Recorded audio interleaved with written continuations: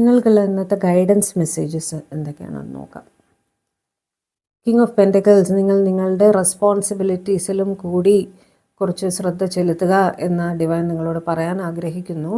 റിലേഷൻഷിപ്പിൽ മാത്രം ഫോക്കസ് ചെയ്യാതെ നിങ്ങളുടേതായിട്ടുള്ള കടമകൾ നിങ്ങൾക്ക് ചെയ്തു തീർക്കാനുണ്ട്, അതിലും കൂടി ഫോക്കസ് ചെയ്യൂ.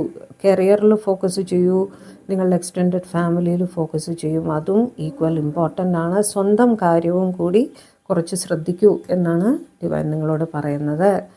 ഓക്കെ, മാനിപ്പുലേറ്റ് ചെയ്യേണ്ട സമയങ്ങളിൽ അതുപോലെ ചെയ്യൂ എന്നാണ് പറയുന്നത് കേട്ടോ. സത്യമല്ല എപ്പോഴും വെട്ടി തുറന്ന് പറയണമെന്ന് നിർബന്ധമില്ല എന്നർത്ഥം.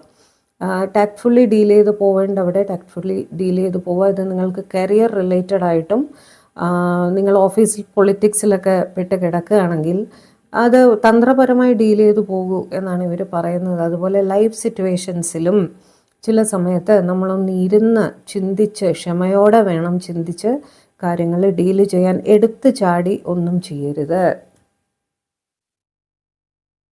നിങ്ങൾ സ്ട്രെസ്ഫുൾ സിറ്റുവേഷനിലാണെങ്കിൽ, ഓവർ തിങ്കിങ് നിങ്ങൾക്ക് നിർത്താൻ സാധിക്കുന്നില്ലെങ്കിൽ, കുറച്ച് മെഡിറ്റേഷൻ, സെൽഫ് ലവ്, അതിലൊക്കെ ഫോക്കസ് ചെയ്യാനായിട്ട് ഡിവൈൻ നിങ്ങളുടെ അടുത്ത് പറയുന്നുണ്ട്. ഓവർ തിങ്കിങ് കൊണ്ട് ഒന്നും നമുക്ക് നേടാനില്ല.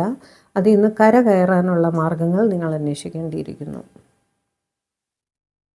7 ഓഫ് സ്വാർഡ്സ്, നിങ്ങൾ സത്യസന്ധമായി മാത്രം കാര്യങ്ങൾ മുന്നോട്ട് കൊണ്ടുപോവുക എന്നാണ് പറയുന്നത്.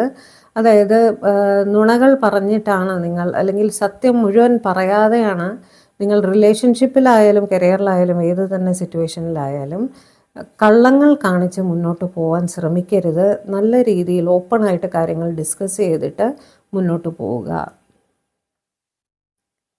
4 ഓഫ് പെൻറ്റക്കിൾസ്, നിങ്ങൾ സേവിങ്സിൽ കുറച്ച് ഫോക്കസ് ചെയ്യേണ്ടിയിരിക്കുന്നു. ഒരുപാട് സ്പെൻഡ് ചെയ്യുന്ന സ്വഭാവമുണ്ടെങ്കിൽ, നിങ്ങൾ ഒരുപാട് പൈസ ചിലവാക്കുന്ന സ്വഭാവം ഉണ്ടെങ്കിൽ അതൊന്ന് കുറച്ച് നിങ്ങളുടെ സേവിങ്സിൽ കുറച്ചൊന്ന് ഫോക്കസ് ചെയ്യേണ്ടിയിരിക്കുന്നു.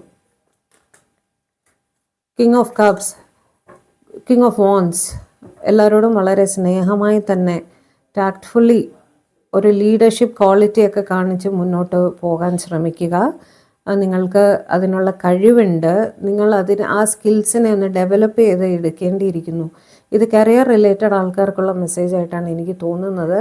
നിങ്ങളൊരു ജോബ് ഇൻ്റർവ്യൂവിനൊക്കെ ശ്രമിക്കുന്നുണ്ടെങ്കിൽ നിങ്ങളുടെ എക്സിസ്റ്റിംഗ് കഴിവുകളുണ്ടല്ലോ, നിങ്ങളുടെ ജോബിൽ നിങ്ങൾക്ക് എക്സിസ്റ്റിംഗ് കഴിവുകൾ അതൊന്ന് എൻഹാൻസ് ചെയ്യാൻ, അതായത് ആ കഴിവുകളൊന്ന് കൂട്ടാൻ വേണ്ടിയിട്ട് എന്തെങ്കിലും ഒരു പുതിയ കാര്യം പഠിക്കുകയോ ചെയ്യുകയോ എല്ലാം ചെയ്യാൻ ഡിവൈൻ പറയുന്നുണ്ട്.